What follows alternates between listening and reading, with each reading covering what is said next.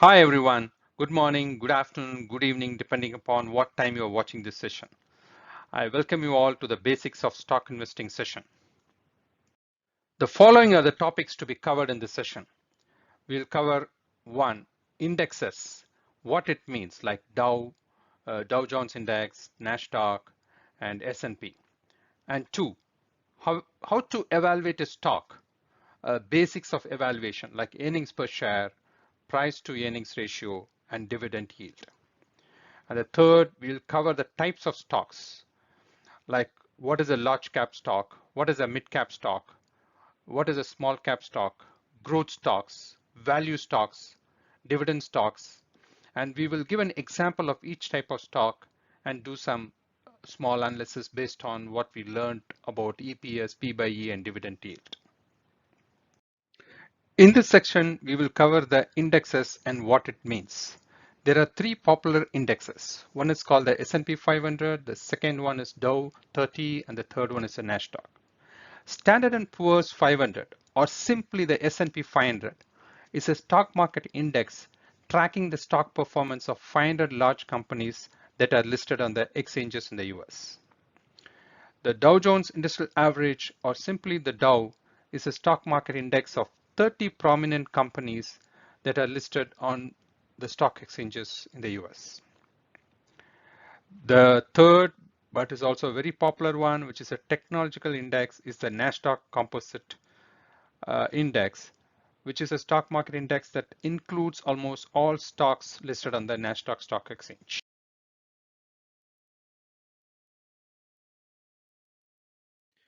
How to evaluate a stock? Let's look at the first parameter, earnings per share. Earnings per share is a company's net profit divided by the number of common shares it has outstanding. EPS indicates a company's profitability by divulging how much money a company can make for each of its shares. The higher the EPS of a company, the more profitable it is considered. Companies declare the EPS during every quarter and also in their annual results. Earnings per share is equal to profit minus preferred dividends divided by the weighted average common shares. So preferred dividends is basically companies also sometimes issue preferred shares which carry a fixed dividend. So that part is considered as debt, and that is subtracted from your profit and then divided by your weighted average common shares. The second criteria that we will discuss about is the P by E, which is the price to earnings ratio. The price to earnings ratio, also known as P by E, is the ratio of a company's share stock price to the company's earnings per share. The ratio is used for valuating companies and to find out whether they are overvalued, fairly valued, or undervalued. A P/E ratio holds the most value to an analyst when compared against similar companies in the same industry or for a single company across a period of time. The third criteria that we will use for evaluation of a stock is the dividend yield. Dividend yield is a financial ratio that measures the quantum of cash dividends paid out to shareholders relative to the market value per share. It is computed by dividing the dividend per share by the market price per share and multiplying the result by 100. A company with a high dividend yield pays a substantial share of its profits in the form of dividends. Mature companies are the most likely to pay the dividends.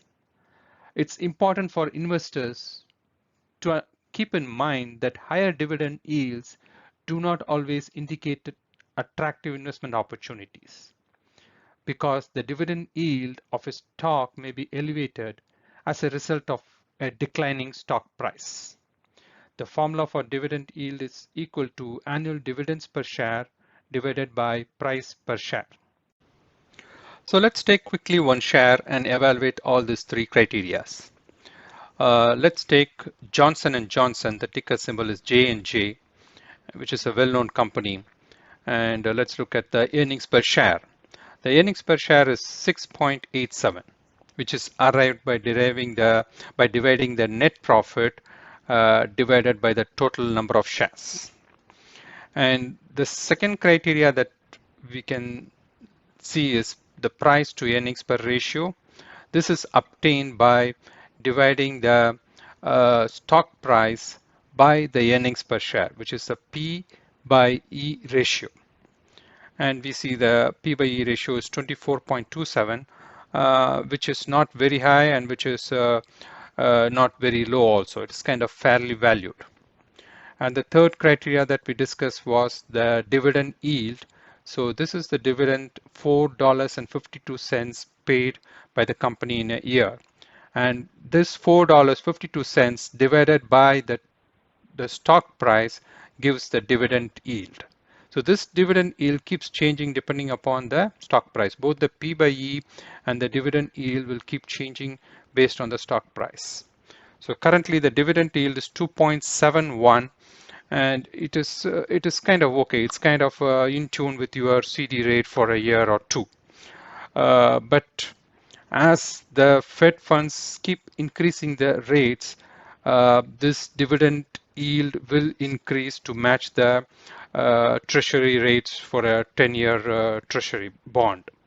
So in that case, there is scope for Johnson & Johnson stock price to go down further if there are more Fed rate increases coming in the next 6 months. Types of stocks. Under types of stocks, let's first look at the large cap stocks. Stocks with a market capitalization of 10 billion or more are treated as large caps. Most of the large cap companies are also good dividend payers. They are generally well-established companies with stable revenue and earnings per share. They are also well-known and transparent. Example, Apple, Google, and Microsoft. Let us look at an example of a large cap stock. In this case, let's look at Apple. If you see the market cap, it is 2.418 trillion, much higher than the 10 billion that we need for a large cap stock. And let's look at the other criteria that we have learned so far in the session. Its earnings per share is 6.05, which is pretty good, with a P by E ratio of 24.86, which is kind of fairly valued, and it's a dividend yield is 0.61, which is less because Apple is not only a large cap stock but also a growth stock. Normally growth stocks pay you less dividend because they invest in the company itself, as they can get more revenue out of that investment. And if you see the stock price for the last 5 years, you would see that Apple had moved up from $42 to a high of around 177, and now currently it is around 150. So this, as if somebody who had bought this stock 5 years back, would have got around 400% return on this stock, which is what makes us classify it as a growth stock also. Next, mid-cap stocks. A stock is classified as mid-cap when the total value of all of the company's shares outstanding falls between 2 billion and 10 billion. Mid-cap stocks are stocks of companies with medium-sized market capitalizations or valuations. These companies usually have an established business model and foothold in their respective industries. Some of them may experience rapid growth as they expand their market share. Examples: WSM Williams Sonoma, Gap, who's a retailer, and ticker symbol SAM, which is Boston Beer Company. Let us look at an example of a mid-cap stock, WSM, which is Williams Sonoma. Williams Sonoma is a specialty retailer. If you want to know more about this company, you can scroll down to the bottom, and Yahoo Finance's details of what the company does and what its products are. And now let's look at the 3 criteria that we have learned today. The earnings per share is $16, which is pretty good per share.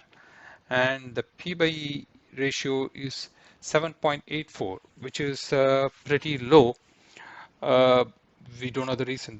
We need to do some detailed analysis to understand why the P by E is very low. Maybe uh, the analysts are expecting a kind of a recession and slowdown in the retail segment. So that could be a reason that the P by E is very low. And the main thing is the market cap, which is around 8.3 billion, which comes under the classification of mid cap stock. And if you see the dividend yield, it is 2.49, and which is kind of average for the company. And if you see the last 5 year stock price, it's moved up from a low of around 50 and to almost 194, and it's now come down to 125. Small cap stocks. Stocks with market caps below 2 billion are called as small cap stocks. Small cap stocks historically have outperformed large cap stocks but are also more volatile and riskier. Small cap stock investors seek to beat the institutional investors by focusing on growth opportunities. It's basically small cap stocks are high return and high risk. Examples of small cap stocks are Rite Aid, ticker symbol is RAD, and Urban Outfitters, ticker symbol is URBN. Let us look at an example of a small cap stock, Rite Aid Corporation, ticker symbol is RAD. And if you see the market capitalization, it is 389.94 million, coming below the 2 billion mark. And let's look at some of the criteria we have gone through today. Like earnings per share is negative, the company is making loss, and the PBE is not applicable since there is no profit, and the dividend yield is nothing, so it is not applicable. And if you see the 1 year stock price, it's been come down from 14 to $7. So in case if you bought at a high of 14, you would have lost almost 50% of your money. Let's look at the 5 year stock price. That's still terrible. Like if you bought at $43, you have lost quite a lot in the last 5 years.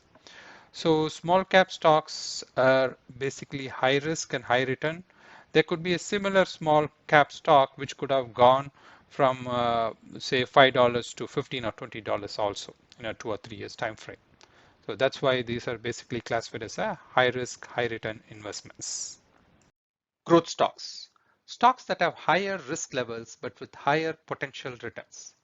Growth stocks often look expensive, trading at a high P/E ratio, but such valuations could actually be cheap if the company continues to grow rapidly, which will drive the share price up. Growth stocks are those companies expected to grow sales and earnings at a faster rate than the market average. Growth stocks normally don't pay dividends. Example, Amazon, CRM, which is Salesforce.com, Square, which is now called the Block, and Tesla. Let us look at an example of a growth stock, Amazon.com. Ticker symbol is AMZN. I'm sure every one of us might be knowing about this company. And if you see some of the parameters like earnings per share is 1.08 and the P by E ratio is 105.35, which is very high, which is normally the case in the case of growth stocks as they're expected to grow at a much faster rate than the normal companies. And growth stocks also normally don't pay any dividends. And if you see the 5 year share price, you see that they have increased from 55 to 175, and now it is 113. So ideally, they have almost given a return of 200 times in the last 5 years. Value stocks. Stocks that are often mature, steady growth rates, stable revenues and earnings, and that have grown into industry leaders. A value stock is one that trades for a cheaper price than its financial performance and fundamentals suggest its worth. Common characteristics of value stocks include high dividend yield, low price to book ratio and a low price to earnings ratio. They are also well-known companies. Example, P&G, Procter & Gamble, Cost, which stands for Costco, J&J, Johnson & Johnson, and ExxonMobil, which is XOM. Let's look at an example of a value stock, Procter & Gamble Company. The ticker symbol is PAG. Let's look at the criteria that we read before. Earnings per share is 5.81, which is pretty good per share, and the P/E ratio is 23.34, which is also kind of fairly valued, and a dividend yield is 2.69 per year, which is also good.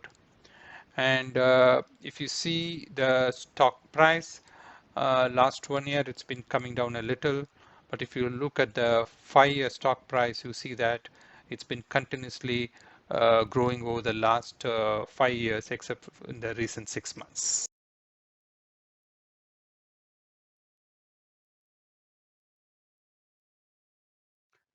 Dividend stocks. Dividend stocks distribute a portion of the company's earnings to investors, providing regular income to investors. Most of the mature companies are also good dividend payers. Companies in the utility and consumer staple industries often have relatively high dividend yields. Real estate investment trusts, REITs, master limited partnerships, MLPs, and business development companies, BDCs, pay higher than average dividends. The dividends from these companies are taxed at a higher tax rate than the normal companies. We will cover the special type of companies in a separate session in future.